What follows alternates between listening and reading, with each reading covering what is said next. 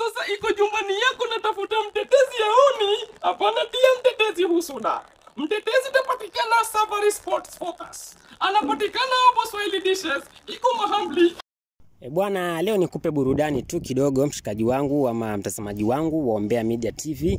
Bwana, kila siku nakupa habari za siasa, nakupatia habari za michezo, nakupatia habari za wasanii, lakini leo nakuburudisha kiasi. Hakuna jamaa hapa ambaye ana advertise biashara yake ni ya kuuza chapati, yani tuseme ya hotel.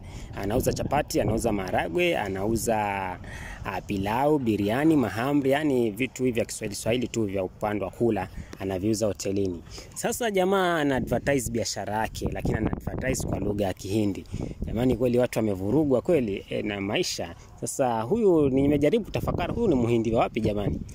Nimecheka peke yangu sana, lakini nikaona niweze kukuwekea na wewe kama una stress zako uweze kucheka na huyu jamaa. Bwana ana advertise biashara yake lakini kwa lugha fulani ya Kihindi. Yani tunaweza tukamuita Mhindi mweusi huyu. Ngoja nikuwekee video yake uweze kucheka na wewe. Jamaa fulani anatokea Kenya huyu. Kama kawaida unavyojua wa Kenya wanapenda sana vituko.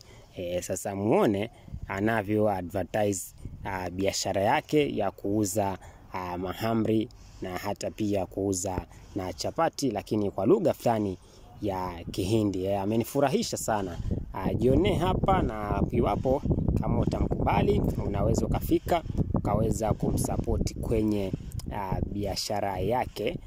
Huyu Mhindi mweusi kutokea Mombasa upande wa Kenya. Anajulikana kama vile Abobo. Ukifika pale TikTok unaweza kaandika Abobo ama ukaandika tu mtetezi wa wanyonge, utaweza kukutana na video zake. Na anauza pilau, kila kitu, yani pale anakuuzia kwa bei nafuu. Bwana, video ndio hii hapa. Kama sasa iko jumbani yako natafuta mtetezi yaoni, hapana tia mtetezi husuna. Mtetezi tapatikana Safari Sports Focus. Anapatikana hapo Swahili Dishes, iko Mahambli, iko chapati, iko beans, iko pilau, iko biriani. Marakane pia takuwa hapo. Kameramani peleka waju. Unajua anacheka kwa nini? Hii ni maajabu.